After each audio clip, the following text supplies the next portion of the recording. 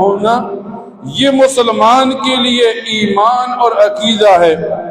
پھر فرمایا مسلمان کے لیے تقدیر پر ایمان لانا کہ اللہ تعالیٰ نے ایک آدمی کو پیدا کرنے سے پہلے اس کی عمر لکھ دیتے ہیں، اس کا رزق لکھ دیتے ہیں،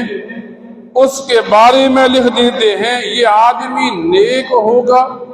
یہ آدمی برا ہوگا، یہ آدمی نیک بخت بنے گا، یہ آدمی بدبخت بنے گا، یہ آدمی دنیا میں جائے گا اللہ تعالیٰ کے احکامات کو مانے گا، یہ آدمی جائے گا شیطان کے احکامات کو مانے گا۔ اچھی اور بری تقدیر کا عقیدہ رہنا مسلمان کے لیے لازمی اور ضروری ہے۔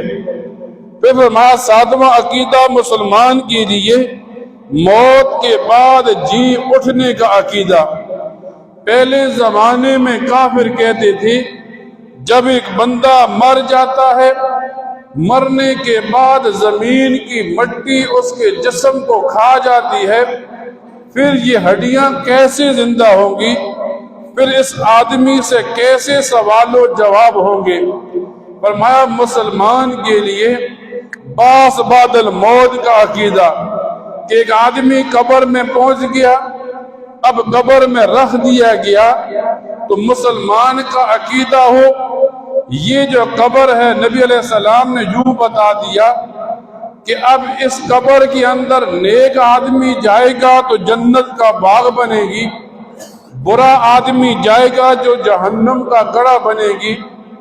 مسلمان کا عقیدہ ہو جب قبر میں رکھ دیا گیا اس آدمی کو بٹھایا جائے گا، اس سے سوال کیے جائیں گے۔ ایک آدمی کو قبر میں رکھ دیا گیا، نبی کریم صلی اللہ علیہ وسلم کی زیارت کروائی جائے گی۔ اب یہ باس بعد الموت کا واقعہ یہ عقیدہ اس مسلمان کے لیے لازمی ہے کہ اسی قبر سے پھر یہ اٹھے گا